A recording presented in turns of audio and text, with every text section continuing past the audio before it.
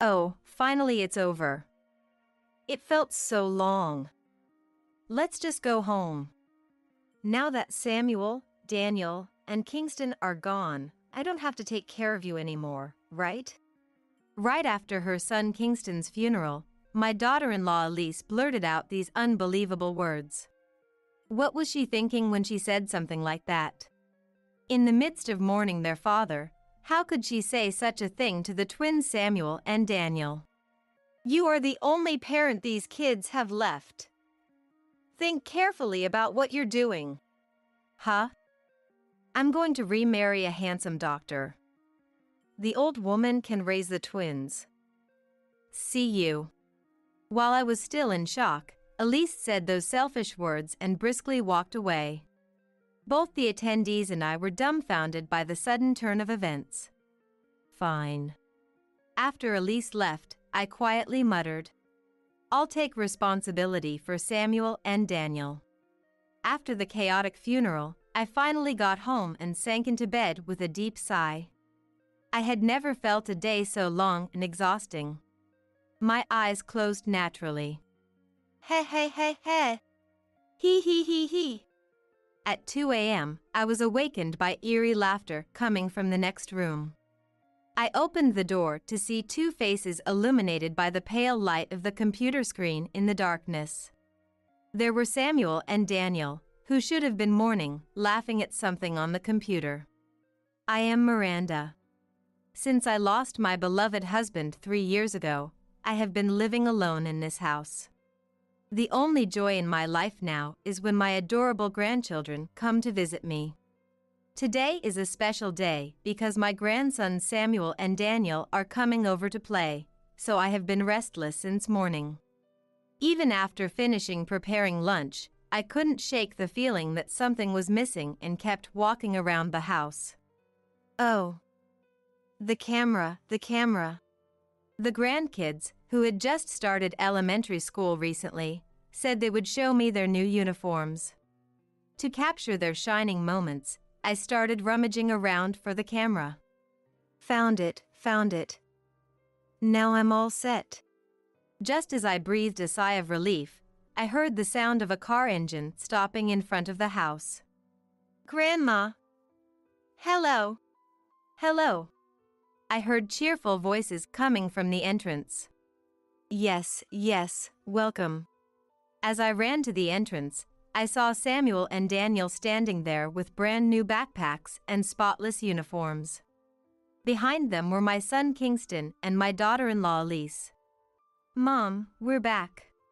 Hi Miranda, it's been a while. Good to see you. Come on in. I welcomed Kingston and his family and started the photo session of them in their uniforms.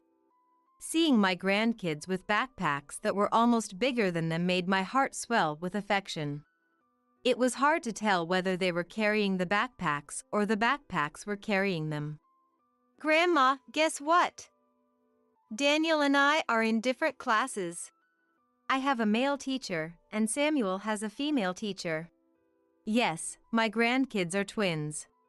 When my only son Kingston married Elise 8 years ago and told us they were having twins, I was thrilled to suddenly have 2 grandkids.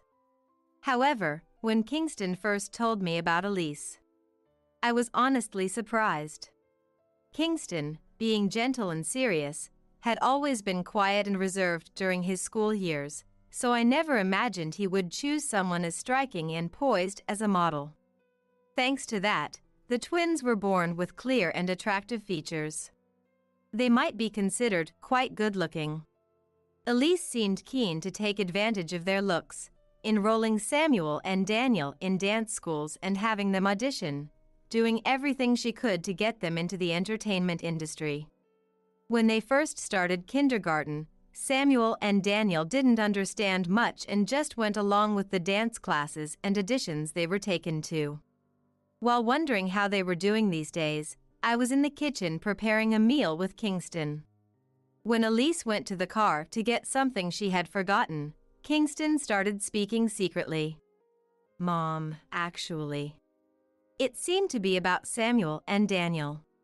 When they just started elementary school, they strongly resisted and said they didn't want to dance or be on TV anymore.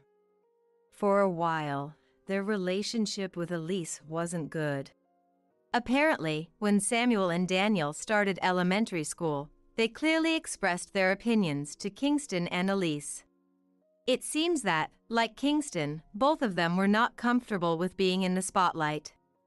Elise wanted them to continue somehow, but thinking about Samuel and Daniel, she decided to stop everything.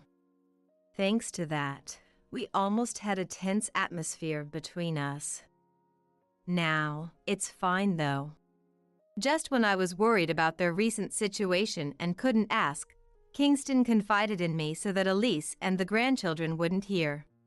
Now, they seem to be working hard to get used to school life. While hearing a lot about school from Samuel and Daniel, we all gathered around the dining table.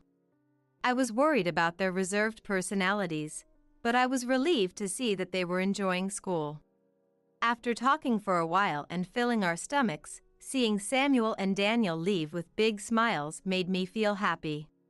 Then, a few months later, my son's family of 4 came to visit us again. What have Samuel and Daniel been able to do recently? I was able to animate a picture I drew on the computer the other day. I'm learning C language. Sorry, I asked, but Grandma didn't understand at all. But it sounds like you're able to do amazing things. Recently, both of them are more into using computers than sports. I am not at all knowledgeable about computers. However, from what I hear from Kingston, Samuel and Daniel's computer skills are far ahead of their peers. Kingston and I both believe that they have talent with computers and have high hopes for their future. Kingston is even looking into nearby programming classes. Compared to those boring, plain computers, being on TV would definitely make them famous and earn more money.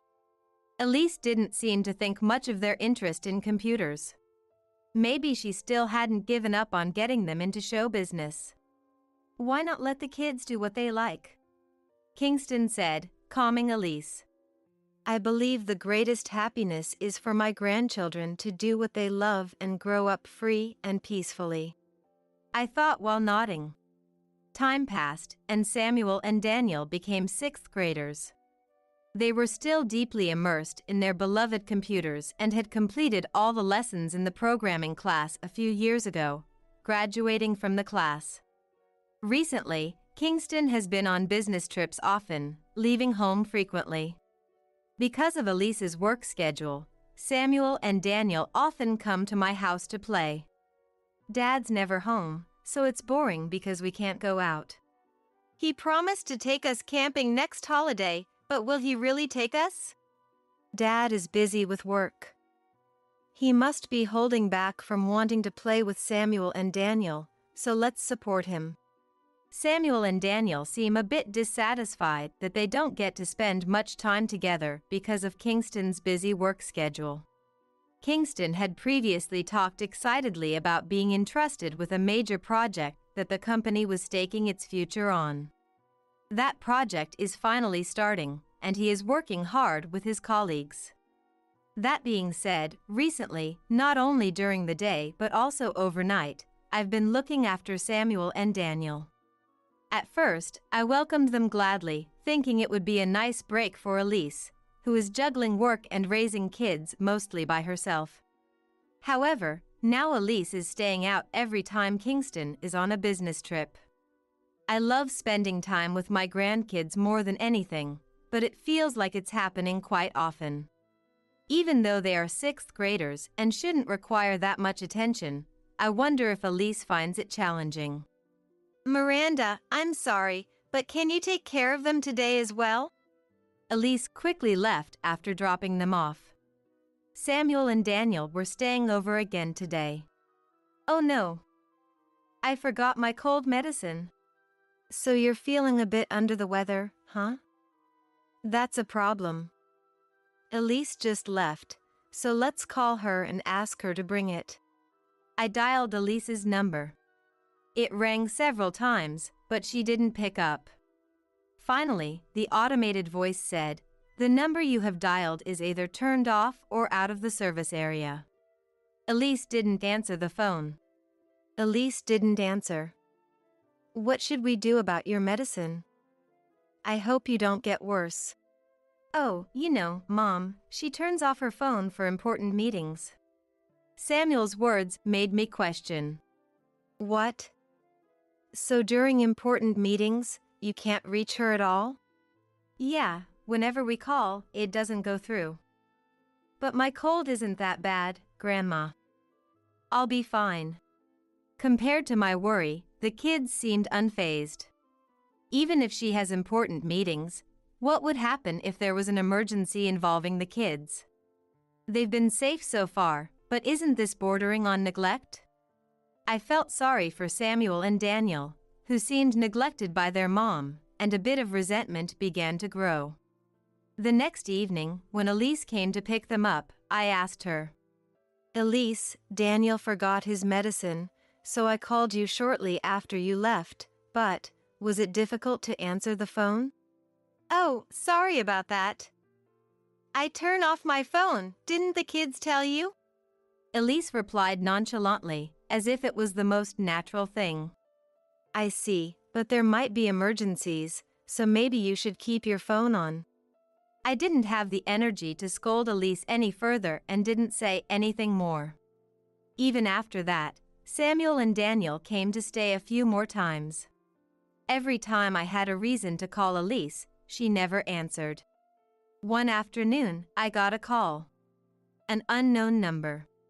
I hesitantly answered, and an anxious male voice spoke. Hello, is this Kingston's mother? I'm his colleague. Sorry to call suddenly, but please stay calm. Kingston is in the hospital. It took me a moment to process what I was hearing. Panic surged through me. I got the hospital's location from his colleague and quickly called a taxi. On the way, I couldn't calm down, worrying about Kingston's condition. What could have happened to Kingston to land him in the hospital? Is he going to be okay? Maybe Elise knows something. I tried calling Elise, hoping she would answer, but all I got was the long ringing tone. Then the automated message. The number you have dialed is. Why can't I reach Elise at a time like this? I keep calling her over and over, praying she'll pick up, but the result is always the same. All the way to the hospital, I tried to get in touch with her, but she never answered. When I arrived at the hospital, a teary-eyed colleague greeted me and explained the situation. Kingston had suddenly collapsed at work and was rushed to the hospital. They provided the necessary treatment, but his condition was critical, and he still hadn't regained consciousness. I called his wife, but she didn't answer any of my calls. So, I contacted you, Mrs. Scott. Thank you for coming so quickly.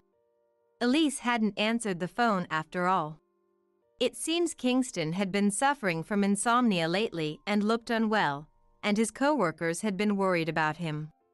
Had he been working so hard that he couldn't sleep, or had he been pushing himself too much? I regretted Kingston's earnest nature. I decided I needed to inform Elise of the situation and headed to Kingston's house.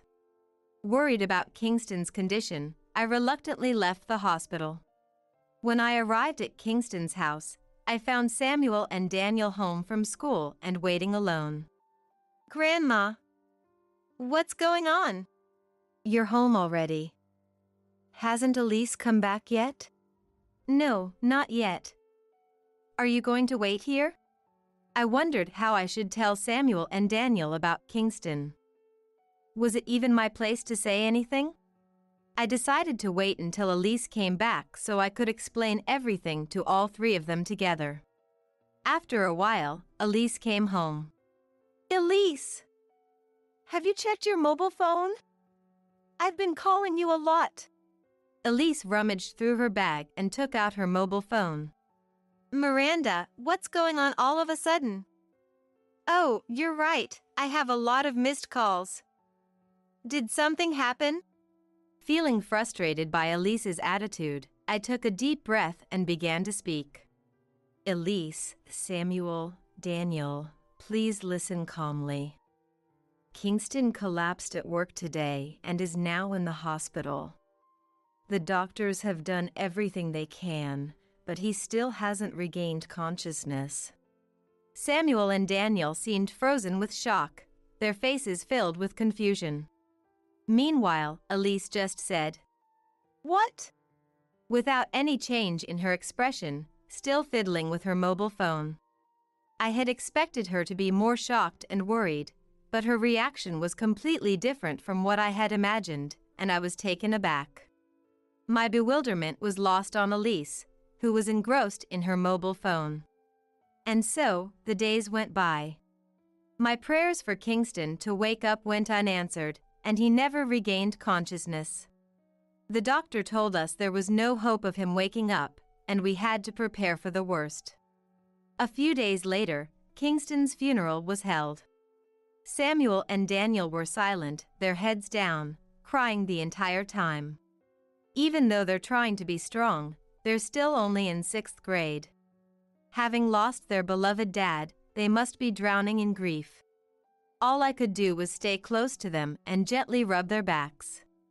Elise, on the other hand, seemed completely indifferent to the boys' feelings, sitting with a weary look and offering curt nods to the attendees. Many of Kingston's colleagues, subordinates, and even superiors attended the funeral. Everyone was mourning Kingston's loss, some looking utterly devastated, others openly weeping. Seeing how much my son meant to his company filled my heart with pride. But there was something strange. After the wake yesterday, I overheard some coworkers talking as they left, and what they said bothered me. Just when the project was finally on track and things were settling down, why did he have to go so suddenly?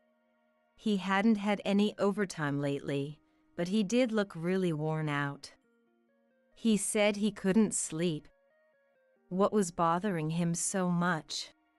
This conversation stuck in my mind, and it kept circling around in my head. I thought it was because of overwork and stress from his busy job. But the people at his company didn't say anything like that. In fact, it seemed like work was pretty calm, and they were worried about Kingston's recent behavior. If he was troubled to the point of insomnia, there must have been something other than work causing it. With these questions in mind, I reached the end of the funeral. Finally, it's over. It felt so long. Let's get out of here. Samuel, Daniel, and Kingston are all gone, so I don't have to take care of you anymore, right? Elise said this with a sneer as the funeral ended. I couldn't believe she would say something like that with such an expression. What was she thinking when she said those words? To say such a thing to Samuel and Daniel, who were in the middle of mourning their dad, was beyond comprehension. I thought it must be some kind of mistake and asked her again. Elise, what are you suddenly talking about? Having these kids around is just a nuisance. I don't need them. How can you say that? You're the only parent they have left. Think carefully about it. I tried my best to calm Elise down, thinking it was just a moment of confusion. Think about it? This is the best thing that could happen. Now I can live with my darling. Darling? What do you mean, Elise? I'm marrying a handsome doctor. Let the old woman take care of the twins. Bye. As I stood there confused, Elise spat out these selfish lines and briskly walked away. Both I and the other attendees were dumbfounded by the sudden turn of events. Fine. After Elise left, I quietly muttered to myself, I'll take responsibility for Samuel and Daniel. It's better for them to live with me than to grow up feeling abandoned and sad because their mom left them. Besides, how wonderful it is to live with such adorable grandchildren. As I made up my mind, Samuel spoke up. Grandma, can we live with you? Of course you can. Samuel smiled with relief. It's better to be with Grandma than with Mom. Mom's never home anyway. I don't think she cares about us. Daniel's words broke my heart. How dare you let a child say something like this? How could Elise be so indifferent to them? We stopped by Kingston's house, packed up some essentials with Samuel and Daniel, and finally made it home. After dinner, Samuel and Daniel seemed tired and didn't talk much, looking sleepy. They must have been exhausted both physically and emotionally today. Not only did they say goodbye to their dad, but their mom also walked out on them. I wondered if Samuel and Daniel were okay mentally. Both of them seem calm, as if they've accepted the sudden event, but I'm terribly worried about what they're feeling inside. Rather than saying anything more, I guess I'll just have to watch over them for a while. Both of you must be exhausted today. I'll make your beds, so take your time and rest. Once I'm done cleaning up, I'll go to bed early too.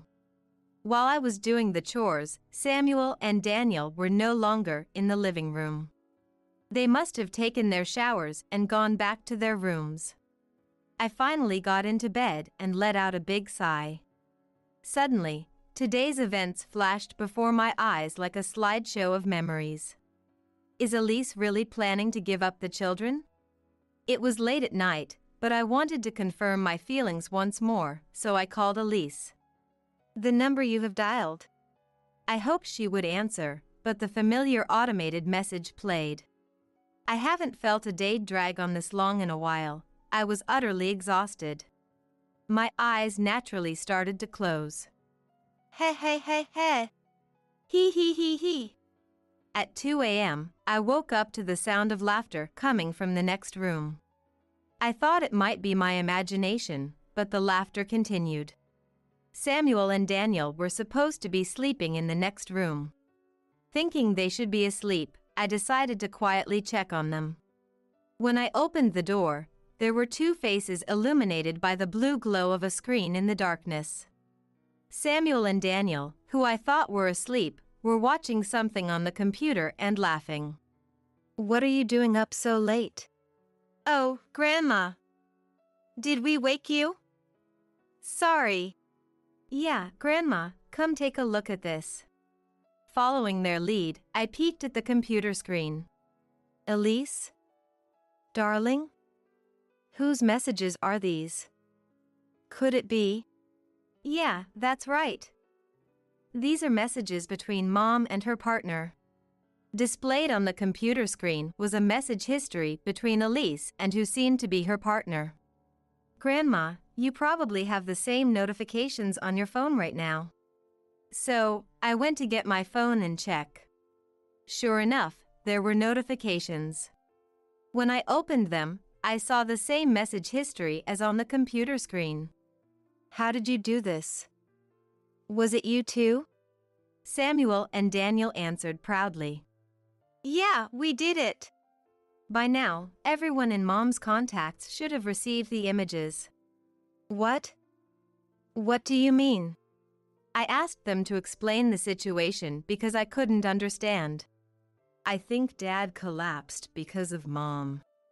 Apparently, Kingston had been suspicious of Elise, who had been staying out a lot recently. Kingston had been questioning Elise about where she was and what she was doing, but she always brushed him off, which Samuel had overheard. Maybe because we're still kids. Even though Dad was definitely troubled, he didn't say anything to us.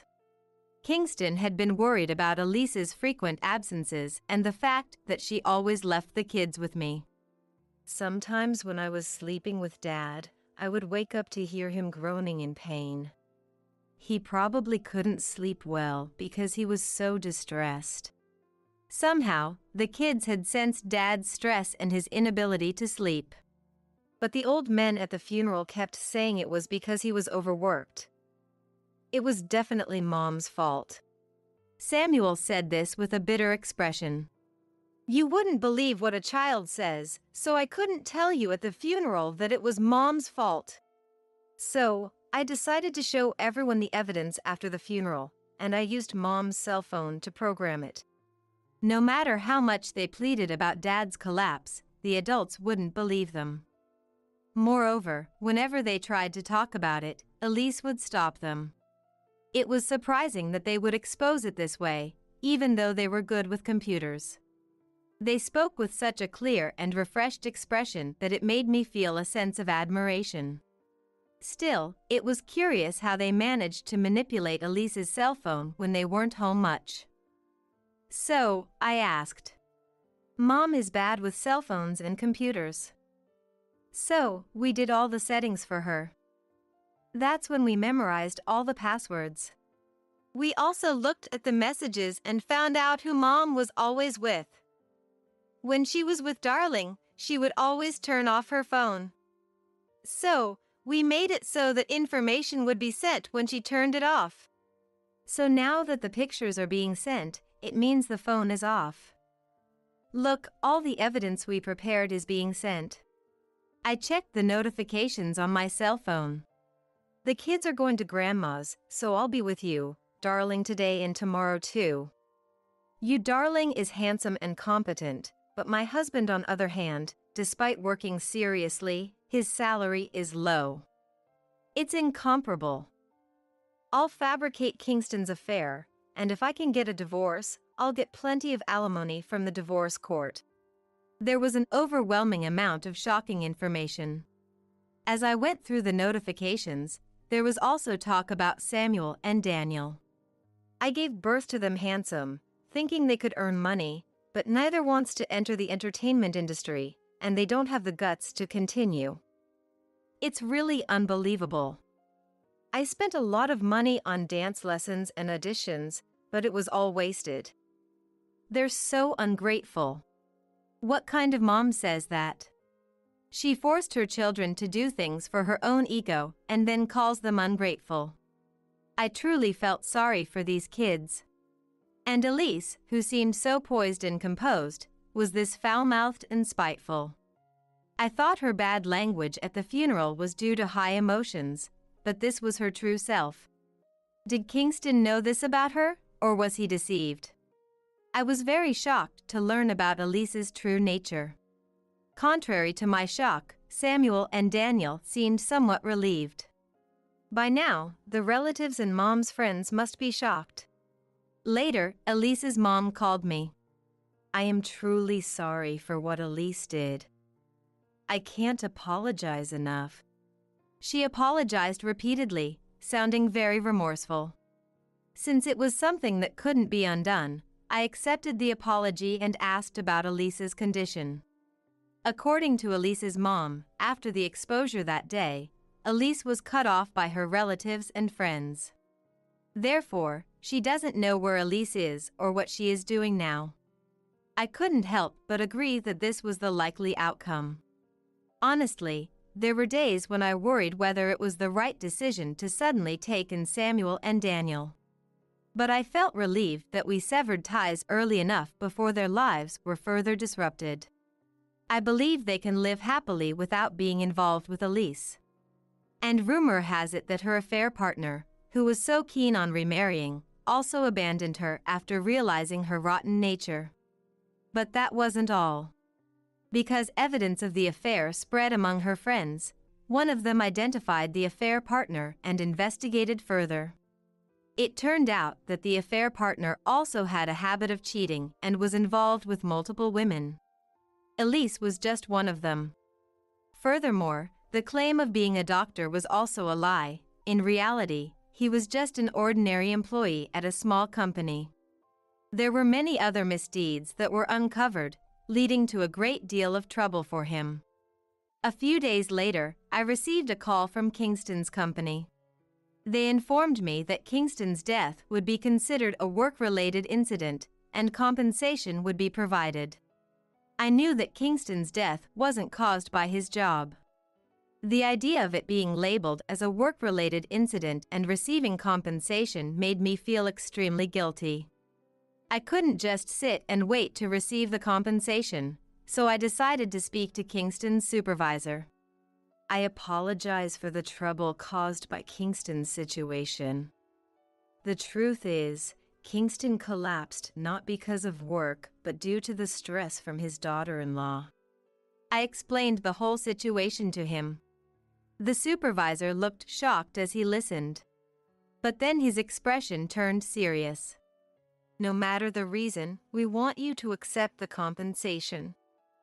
It's the last acknowledgement we can give to Kingston.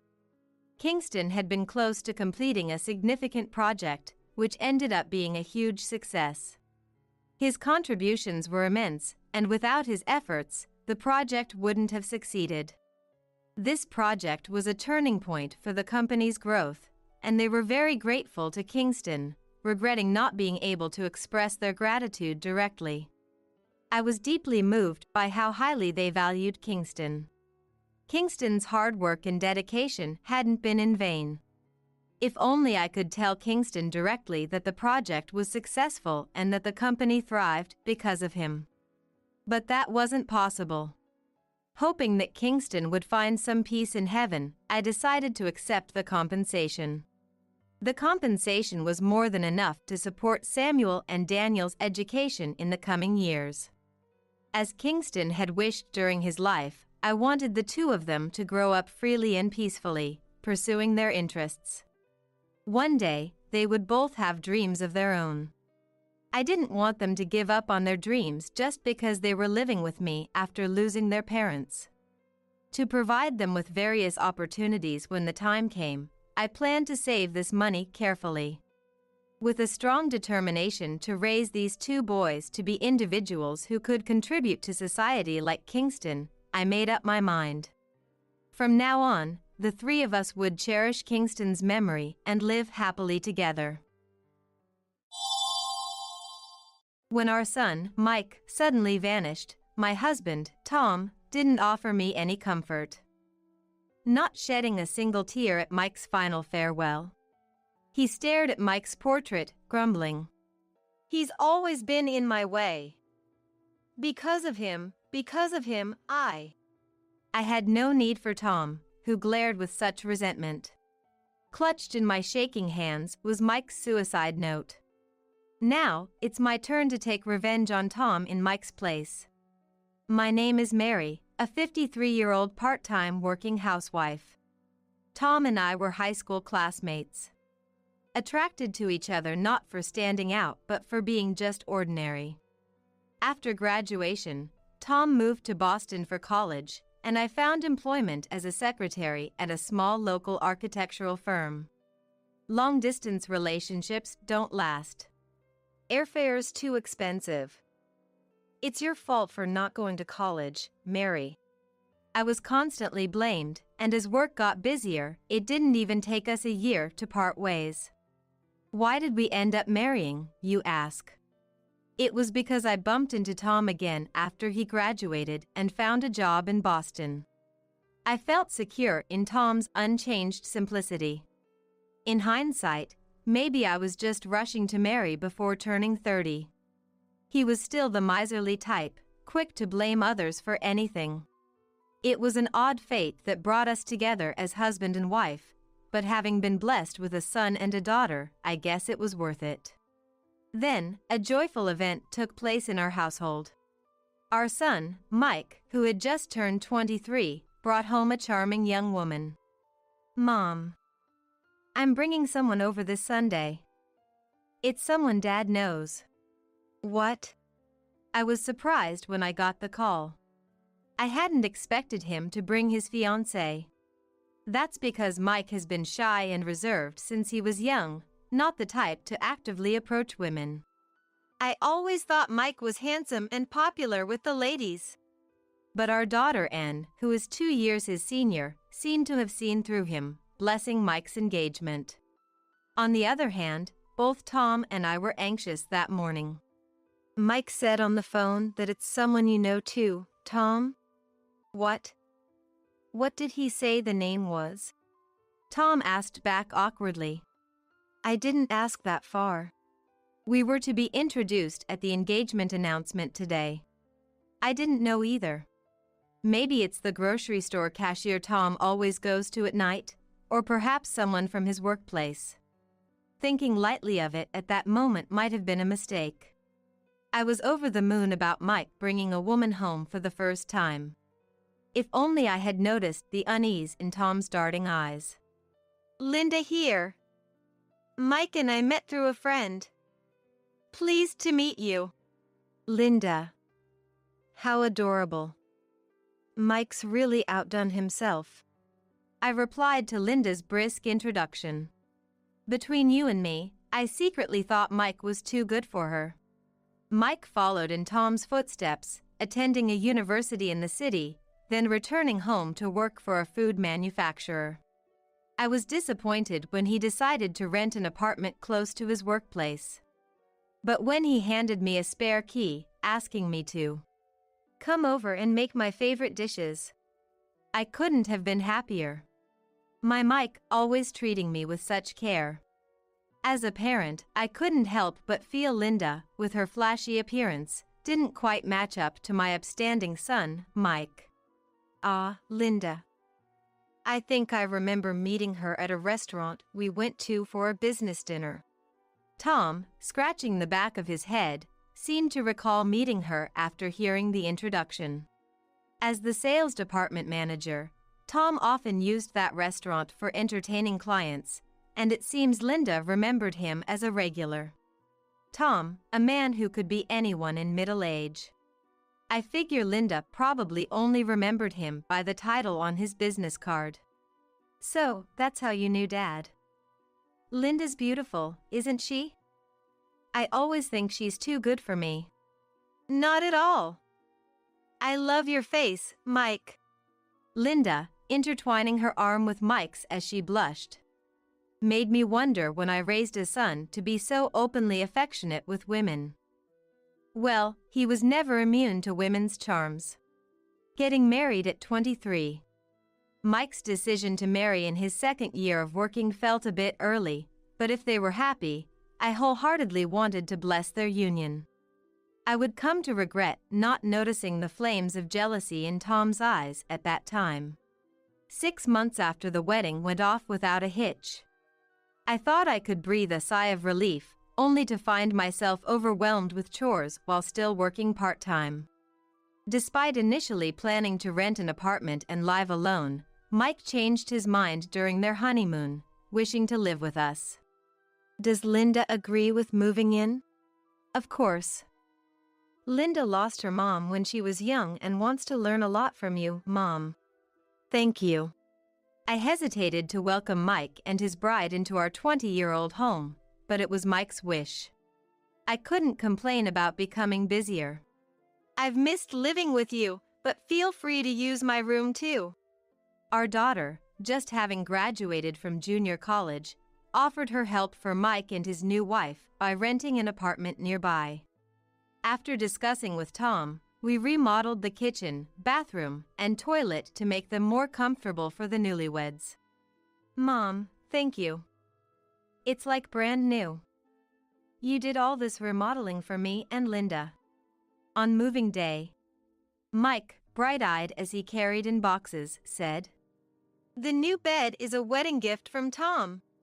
Dad, thank you. It's only natural as a parent. Linda, I hope you like the mattress. Watching Linda bounce happily on the bed, Tom looked on with pleasure. I'll work to pay back the remodeling costs from now on. Don't be cheeky. I never expected you, with your meager earnings, to pay us back. Tom was cold to the earnest Mike, despite having smiled at Linda. His long-standing neglect due to work had finally taken its toll. I'm not sure if he wanted to assert his authority as a father, but from that day, Tom's attitude toward Mike became haughty. Do Mike and Linda have no sense of restraint? Just because it's their day off, they stay in bed all morning. It's fine. They're newlyweds. They should enjoy their time together, I said with a smile, trying to calm Tom's anger. Perhaps we could have afforded a duplex for Mike if he got married 10 years later. But this was sudden, and we couldn't manage that much. The kitchen, toilet, and bathroom are shared with us, so Tom is irritated by the disruption to our living rhythm. I'll leave Mike and Linda's meals in the fridge. I'm off to my part-time job. It's a busy day on sale days. I hurriedly took off my apron, glancing at the clock. What about lunch? What? I had hoped for a simple goodbye. Frustrated by Tom's childish remark, always thinking only of himself. Your meal is in the fridge too. Mike said they're eating out. Everyone takes the breadwinner for granted. How can I eat alone? I'm going out for some slot machines to change my mood. Throwing the newspaper on the couch, Tom grabbed his jacket and left the room. I'm sorry. I just couldn't take the day off. I wondered if my words reached Tom's back. Even if they didn't, it didn't matter. I had no expectations for Tom, who always felt neglected and suffered from delusions of persecution. Oh, marriage is indeed a test of patience. Mom, long time no see. Dad seemed upset. Did something happen? Startled, I turned to find Anne standing behind me. Anne. It's just Tom being his usual self. Childish, even at his age. I hate that about him. Yes. But we have to appreciate that he's provided for the family for decades, right? Well, yes. If only he weren't so pompous. I can't stand his sulking. Right. The portraits you draw of Tom are always so grumpy. Daughters are indeed a blessing. Talking about old times with Anne, my grievances against Tom seemed to fade away. I'm glad you're doing well, Anne. I have to head to my part-time job now. I'll be back by evening. Okay, but I can't wait until then. I just stopped by to talk to Mike. Oh, I think Mike and Linda are still sleeping upstairs. Is that so? Mike and Linda always seem so close. And laughed, looking up at the living room ceiling. Her eyes weren't smiling, suggesting she was troubled by something. I wished she had called ahead. I would have liked to prepare her favorite dish. I left for my part-time job, feeling a tug at my heartstrings. That evening, Tom didn't come home. Tom, who only indulged in slots as a casual hobby for no more than an hour, left the lunch I'd stored in the fridge untouched. As dinner time approached without a single message from him, worry began to set in. Mom, welcome back. You must be tired from your part-time job. What? I was surprised to be greeted by Mike, whom I thought wasn't home. Mike, weren't you going out with Linda today? Yeah, we did go out. Mike gave a weak smile. Since getting married, Mike had always seemed happy, but now there was an uncharacteristic gloom in his expression. Did you two have a fight? By the way, Anne came by, didn't she? Yeah, she did. We talked for a bit. Maybe Anne has found someone special? Thinking about marriage? There are things she can only talk to you about, after all. The siblings have always been close. Whenever Anne fell and cried, Mike was quick to pick her up and soothe her with a head pat. If there was a contest for brothers comforting their sisters, Mike would win hands down. Our album is filled with such precious memories. Then, I'll make dinner for you too as well. I bought some fresh meat on sale today. Let's have steak. Mom, thank you. Linda probably won't be back for dinner, so it'll just be the two of us. What? Mike's comment, as if he knew Linda and Tom wouldn't be returning home, left me pondering. This would be the first dinner just between Mike and me since they moved in. Mom, it's delicious. Thank you for always. Mike always expressed his gratitude before eating, warming me to the core. It was more rejuvenating than any luxurious bath bomb. Late that night, Tom came home, humming a tune and in high spirits. Tom, where have you been all this time? That's none of your business. His mood was good, but his attitude remained poor. Best not to stir the pot. I took great care not to even mention Tom's disheveled thinning hair. Has Mike gone to bed? Yes, probably. Normally, the question would be about both Mike and Linda, but this time it was just about Mike, which felt odd. For the first time in a while, Mike and I had dinner just the two of us. You know how Mike used to eat so little when he was younger? But tonight, he finished a huge steak. What? Just the two of you indulging? With whose money do you think? There's some saved for you too. It's your fault for not coming home. You always talk back like that. That's the problem. If you were younger and more submissive, I wouldn't have to do things like this. Do things like what? Did he accidentally let something slip? Tom covered his own mouth. Could it be debt? Or embezzlement of company funds? My mind raced to conclusions. Given Tom's high salary for someone in his 50s, and considering his appearance, an illicit affair seemed out of the question. Dad, you're home early. Mike interrupted us, as if to prevent an argument. Mike, don't startle me like that. Dad, we need to talk. Seeing Mike's troubled expression, I thought perhaps Linda wanted to end their cohabitation. I want to hear this too. Sorry, Mom. I want to have a man-to-man talk with him since it is going to be the last time. Told it was a conversation for men, I refrained from pressing further. Tom appeared to be annoyed yet defensively poised. All right, I'll go upstairs. Mike, who had never directly voiced his opinions to Tom, might have felt that becoming a working adult put him on equal footing. But he said, since it is going to be the last time, right? An ominous atmosphere. I watched their backs as they ascended the stairs, filled with a restless anxiety. I don't know what Mike and Tom talked about that day. All I know is that Tom came down from the upstairs looking pale. I pretended to sleep, fearing that asking would only worsen his mood. The next morning's atmosphere was like that of a funeral. Tom, Mike, and Linda were all silent, feeling the air too tense to inquire about their return. Linda, good morning. Did you and Mike have a fight yesterday? I asked cheerfully. Don't ask unnecessary questions. Tom snapped at me, defending the silent Linda. Mom, I'm sorry. What? Why are you apologizing? Like I said, Mike, don't be saying things that aren't necessary. Faced with Tom's yelling whenever I spoke, I went out to hang the laundry.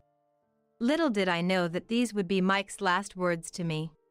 By that evening, Mike was gone. Mike, why? How could this?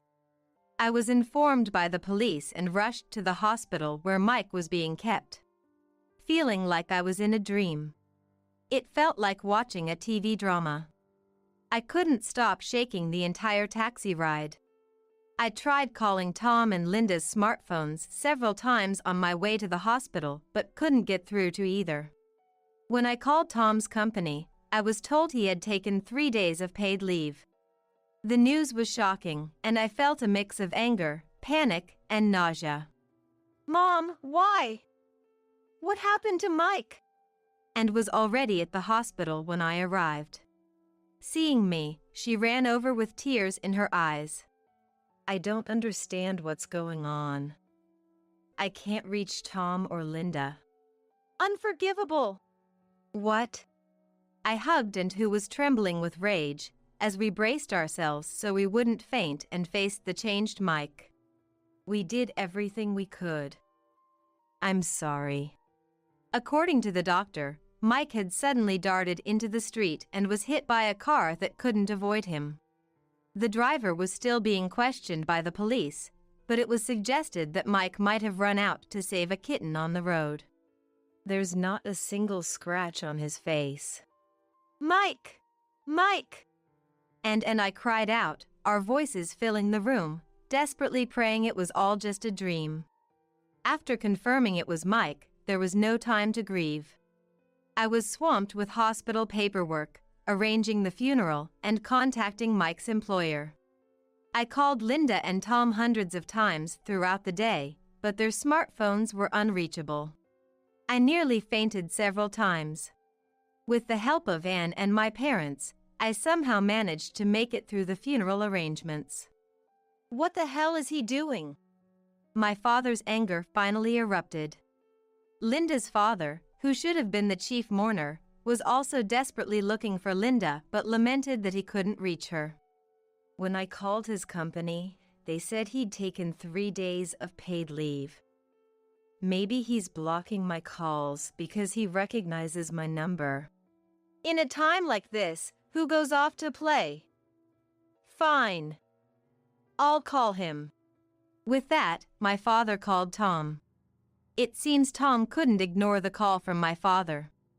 My father's raised voice filled the room. Listen. You better come back by tomorrow. Apparently, Tom had flown to Anchorage. And Linda was with him. I wasn't informed about any trip they were planning together. Was he lonely eating lunch by himself? Is it because I enjoyed dinner with Mike? To spite me? Such a juvenile act, going on a trip with Linda as some form of harassment. I was too dumbfounded to say anything, just cursing Mike's luck on the day of the accident. On the day of the funeral, a sullen Linda and Tom showed up. It's all his fault. Because of him, I'm miserable. He took everything from me. I was just taking back what's mine. Tom glared at Mike's portrait. Linda and I were about to eat something delicious together. How could you even call yourself a father? My father was furious at Tom's absurd remark. Seeing his intensity, Linda hid behind Tom. In that moment, I felt as if the reason for my unease all this time became clear. Shouldn't a wife be rushing to Mike, crying out in grief? Why is she seeking comfort from Tom, of all people, despite their closeness? Linda, it's okay. What? Though everyone was puzzled about what was okay, the funeral began, and they both started crying into their handkerchiefs. Mike, why did you leave me? How am I supposed to live now? Mike, call me Dad one more time, Mike. Their crying seemed exaggerated, as if meant to draw sympathy from the attendees. Yet, I saw it. The moment they exchanged smiles. Were they plotting something? I wanted to confront them right there, but held back. This was a ceremony to say goodbye to Mike. As the funeral neared its end, it was time to read a letter Mike had left. What? Mike left a letter? It's Mike's will. I only found out about it yesterday. Indeed.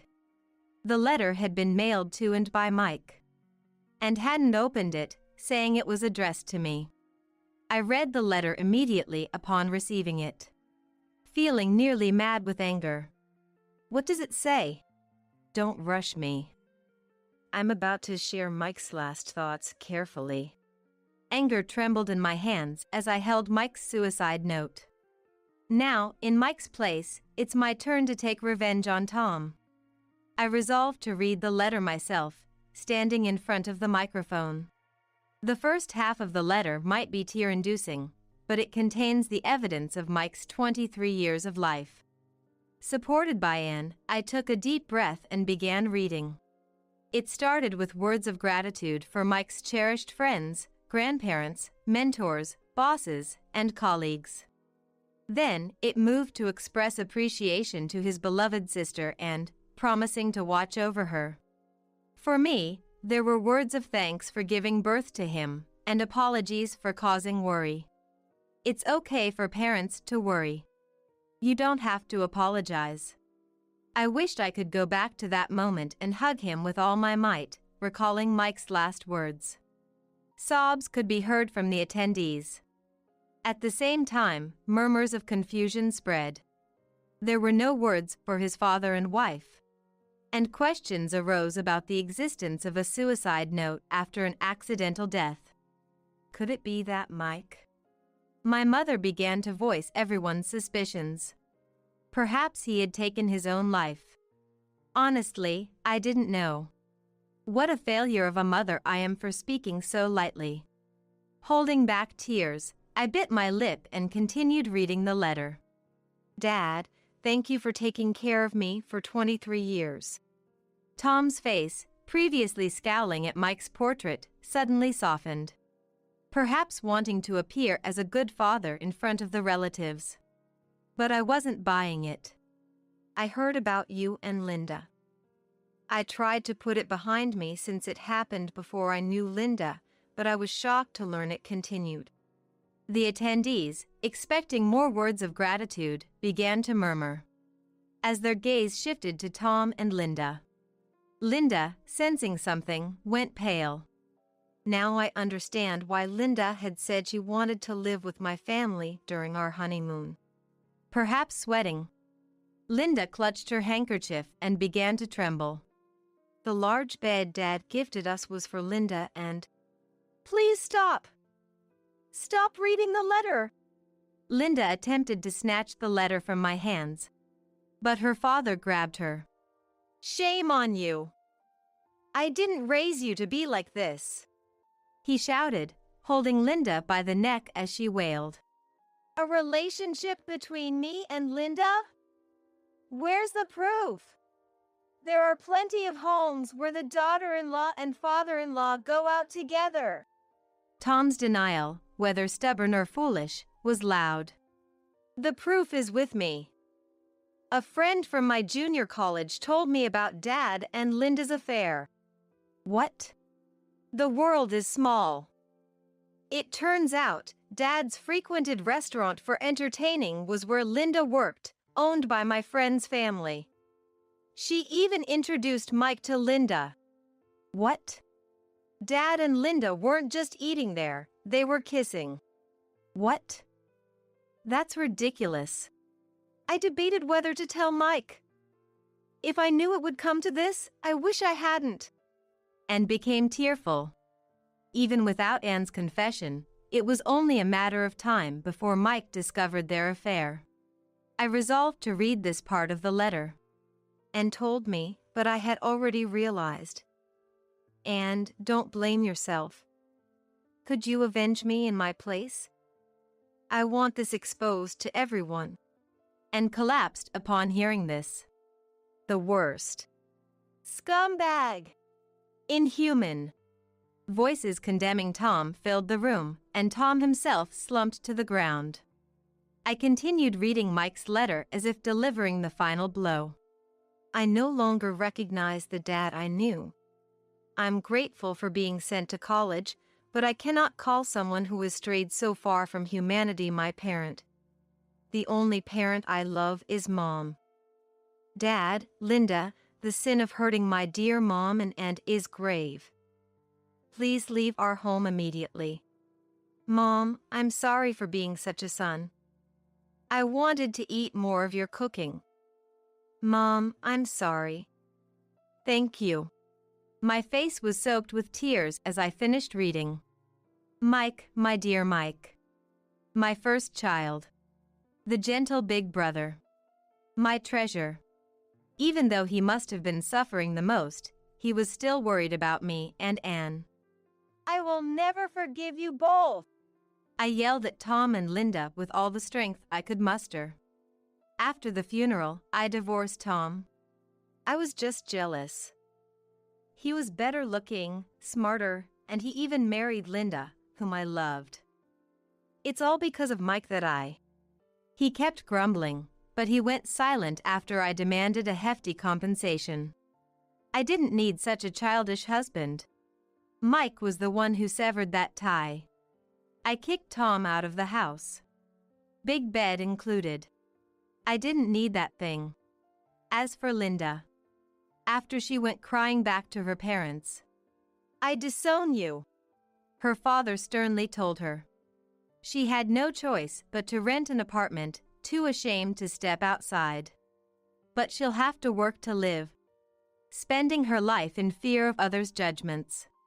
Tom, it seems, was bad-mouthed by his co-workers who attended the funeral and avoided by female employees just for approaching them. Overwhelmed by shame, he resigned. It's his own fault. He should suffer for what he did to Mike.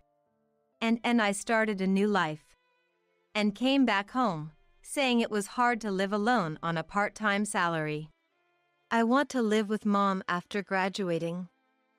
Oh, and Mike's here too. Our living room is adorned with many photos of Mike and Anne. Mike, with his gentle smile, patting Anne's head. 5 years later, Anne got married and continued to live with us. She recently gave birth to a boy. I'll cherish this child no matter what. She's fully embraced motherhood. He smiled. Just like Mike when he was a baby. Yes, their eyes do look similar. I smiled, looking at Mike's baby photos, and gently stroked the baby's head. I wish I could see Mike. I muttered, Mom, I'll always be with you. Wiping away tears, I felt as if I heard